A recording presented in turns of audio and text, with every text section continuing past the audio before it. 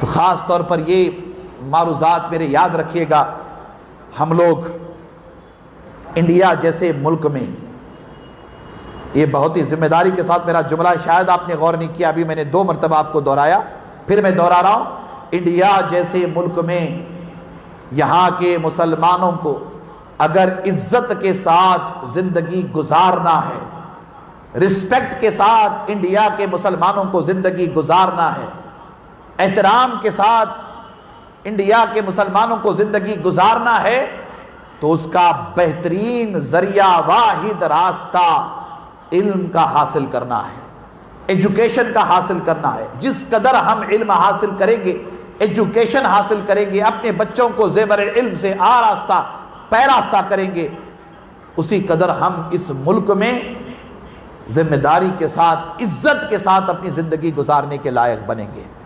ورنہ ہم اس ملک میں اس وقت آج کی تاریخ میں بالکل بے وقت ہو کر کے رہ گئے ہیں۔ ہماری اپنی کوئی وقت نہیں ہے،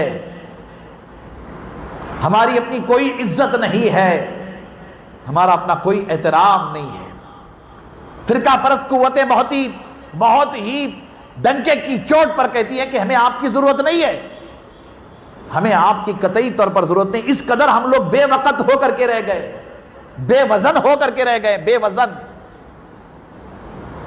کسی سطح پر نہ ہماری کوئی قیادت ہے، نہ محلے سے لے کر، کہتے ہیں نا کہ وہ گلی سے لے کر دلی تک ہمارے اپنے پاس کوئی قیادت نہیں ہے۔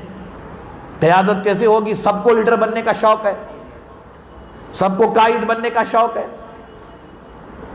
دوسرے اقوام میں معاملہ یہ ہے کہ ان کے یہاں ایک لیڈر ہوتا ہے، سب فالوورز ہوتے ہیں، ایک لیڈر ہوتا ہے، سب اس کے پیچھے چلنے والے ہوتے ہیں۔ ہمارے یہاں سب آگے چلنا چاہتے ہیں، ہمارے یہاں سب امام بننا چاہتے ہیں، مقتدی کوئی ہے ہی نہیں۔ تو ایسے حالات میں کیا آپ آگے بڑھ پائیں گے، کیا ہم آگے بڑھ پائیں گے؟ اور اس قدر قوم میں حسد، بغض، کینہ، کپٹ، غیبت، چغلی، غلط فہمی وغیرہ وغیرہ، جھوٹ اتنا عام ہو گیا ہے کہ کبھی کبھی افسوس ہوتا ہے کہ ہمارا نوجوان طبقہ، مسلمانوں کا طبقہ کس راہ پہ چل پڑا ہے، کس راہ پہ چل پڑا ہے۔ حالات ایسے حالات میں ہماری آپ کی بڑی ذمہ داری، جتنے آپ لوگ ہیں کم سے کم اتنے ہی ہماری گزارش پر توجہ کریں، جتنا ہمارا پیغام دور دور تک پہنچ رہا ہے آپ حضرات توجہ کریں، کامل دیندار بنیں، اور کامل دیندار بننے کے ساتھ ساتھ اپنے بچوں کی تعلیم اور تربیت پر خصوصی توجہ کریں۔ خود دیندار بنیں، اپنے بچوں کو بھی دیندار بنائیں۔ دین، جیسا کہ میں نے کہا کہ دین گھر میں ہونا چاہیے۔ جس گھر میں دین ہوگا اللہ کی رحمت اس گھر پہ برسے گی۔ جس گھر میں دین ہوگا اس گھر میں کاروبار میں، کمائی میں برکت ہوگی۔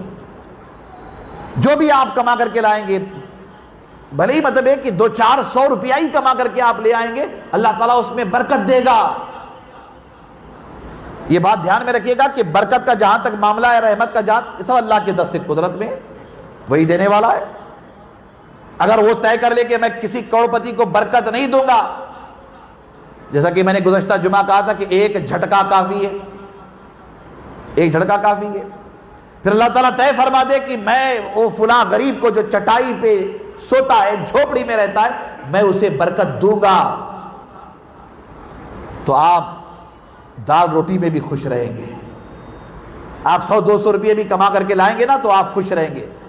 دنیا کے کتوں کو راضی کرنے کے چکر میں نہ پڑیے، یہ بات دھیان میں رکھیے، دنیا کے کتوں کو راضی کرنے کے چکر میں نہ پڑیے، بس اللہ اور اس کے رسول کو راضی کرنے کی فکر کیجیے۔ آپ کے عمل سے اللہ اس کے رسول راضی ہو جائیں، آپ کے کاموں سے اللہ اس کے رسول راضی ہو جائیں، آپ کی نیتوں سے اللہ اس کے رسول راضی ہو جائیں، گھر میں دین آ جائے گا نا، میں پورے یقین کے ساتھ کہہ رہا ہوں کہ پھر دیکھیں برکتوں کی اللہ تعالیٰ برسات فرمائے گا، بارش ہوگی برکتوں کی، رحمتوں کی۔ توجہ کریں گے انشاءاللہ تعالیٰ، توجہ کریں گے۔ اسی ضمن میں